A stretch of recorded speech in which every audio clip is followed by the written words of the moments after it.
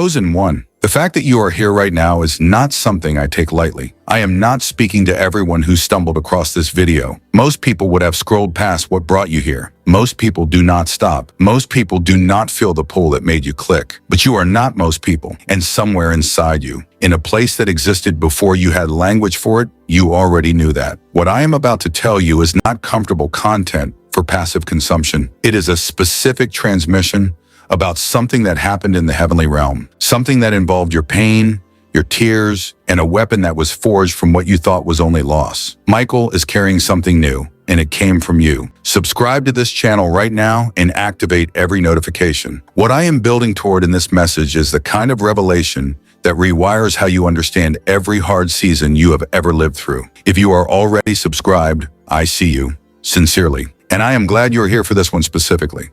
Write in the comments if lately you have cried in private over something that felt too heavy to explain to anyone around you, because what I am about to tell you about those tears is going to permanently change how you understand what they were doing while you were shedding them. Stay until the very end. The climax of this message does not arrive early. It arrives exactly when it needs to. Before I tell you what Michael is now carrying, I need to tell you something about tears that religion has almost never communicated accurately, because the way most people have been taught to understand their own weeping is almost entirely wrong. Tears have been framed as weakness, as evidence of insufficient faith, as the thing you apologize for when someone catches you in a moment of genuine pain. The religious world has spent centuries implying that the person who weeps is the person who has not yet learned to trust enough, surrendered enough, believed enough. And if you have spent any part of your life feeling ashamed of your own tears, feeling like your pain was evidence of spiritual failure, I need you to hear what I'm about to say with every part of you that received that message. That framing is not from God.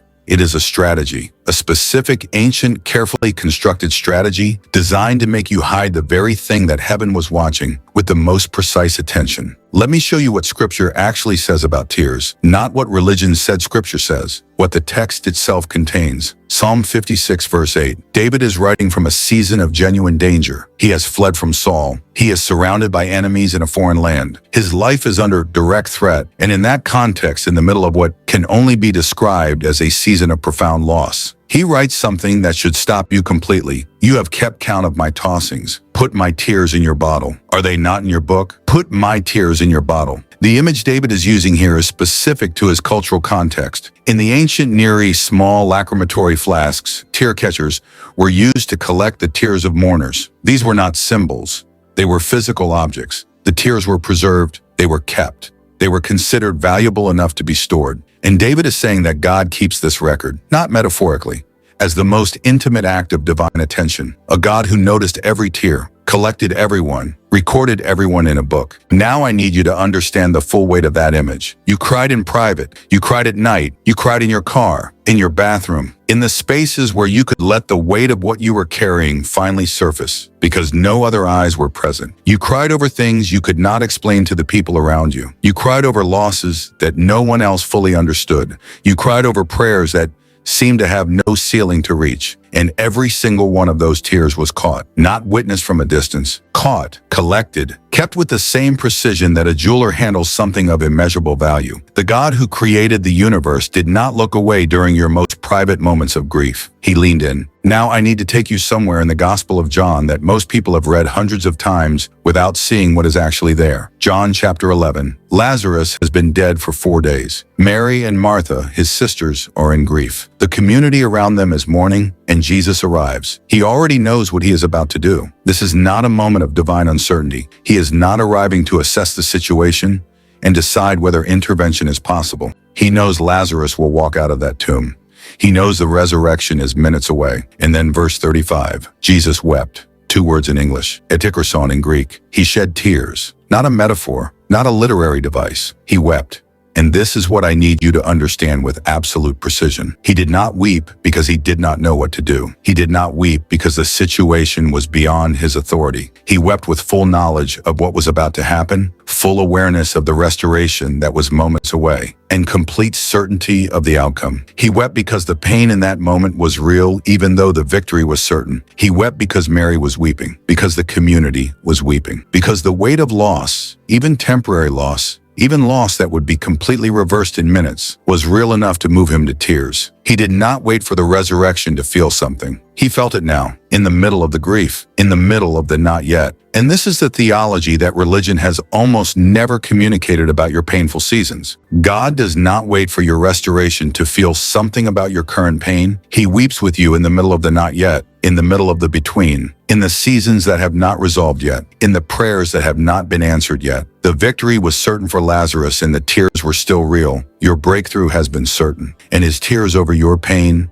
were still real. Now let me tell you about the transformation that happens when tears are held in the hands of God, because there is a metallurgical reality that applies in the invisible realm that mirrors something you may have seen in the natural world. Steel, genuine high-grade steel, is not made from iron alone. The process that produces something capable of sustaining extraordinary pressure, something that can hold an edge through repeated use, something that can carry weight without fracturing. That process requires more than raw material. It requires heat, intense, sustained, specific heat. Heat applied at exactly the right temperature for exactly the right duration. Too little and the material does not transform. Too much and it destroys rather than refines. And what emerges from that process is categorically different from what entered it. Not improved iron, something entirely new, something with a molecular structure that could not have existed without the specific process that produced it. Your tears were not evidence of weakness, they were the heat. The specific, sustained, precisely applied pressure that transforms raw material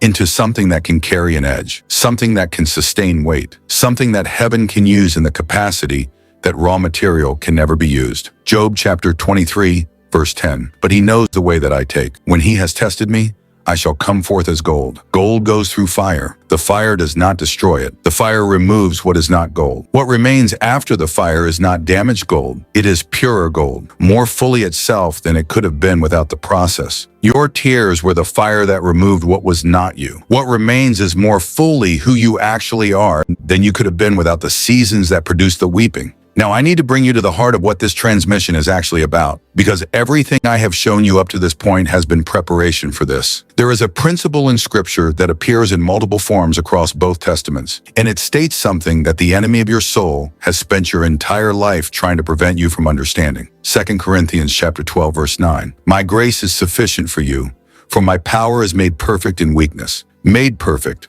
The Greek word is teleu. It means to complete, to bring to its intended end, to fulfill what was designed. Power does not merely appear in weakness. It reaches its fullness in weakness. It arrives at what it was always designed to be through the specific environment of human limitation. This is not a comforting reframe. This is a statement about how divine power actually operates. And here's what it means for what happened with your tears. When you wept in your most private seasons, when you cried out of pain that felt too deep for anyone around you to access, when the grief surfaced in the spaces where no human eye could see it, you were not demonstrating that you lacked power. You were creating the specific environment in which divine power reaches its fullness. Your weakness was not the absence of something, it was the presence of the precise condition that heaven needed to work with. And something was forged in that environment, something that Michael is now carrying. Let me tell you who Michael actually is before I tell you what he received. Not the version from greeting cards or garden sculptures, not the decorative figure with soft light and gentle expression designed to make the divine feel approachable and unthreatening. The Michael described in Scripture is something that requires different language to describe accurately. Daniel chapter 10,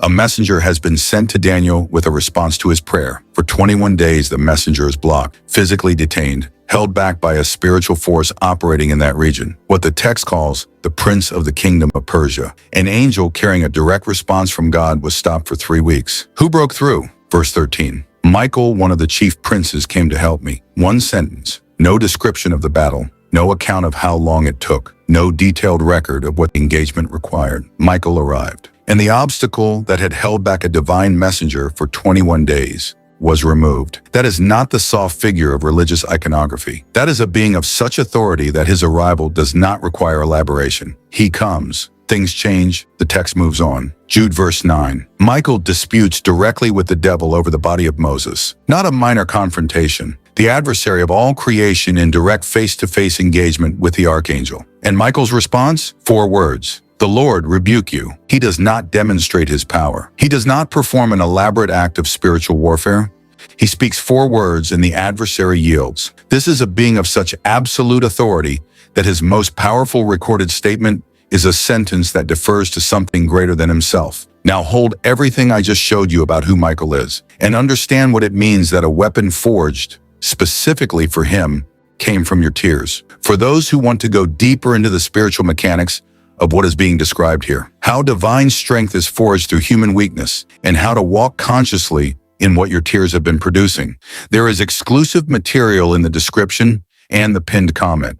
Now, I need to tell you something that Lucifer understood about your tears long before you did, because his terror in this moment is not irrational. It is a precise, calculated response to something he has been watching with growing alarm. He knows what tears do when they are surrendered. He has watched it happen throughout human history. He watched it with David, who wept through some of the most honest prayers in all of Scripture, and came out of those seasons with psalms that have sustained the faith of millions across 3,000 years. He watched it with Jeremiah, who wept so consistently over the condition of his people that he became known as the weeping prophet, and whose lamentations became some of the most theologically precise writing in the entire biblical canon. He watched it with Jesus himself, who wept at the tomb of Lazarus while knowing the resurrection was minutes away. Every single time tears were surrendered instead of suppressed, something was forged. And Lucifer has been working your entire life to prevent you from understanding this. Because if you understood what your tears were actually doing, you would not try to stop them. You would not perform strength you did not feel in order to appear more faithful. You would not apologize for the seasons that produced for your brand with 11 You would weep with purpose. And tears with purpose are what terrify him. Because tears without purpose can be used to keep a person stuck in grief. He has strategies for that.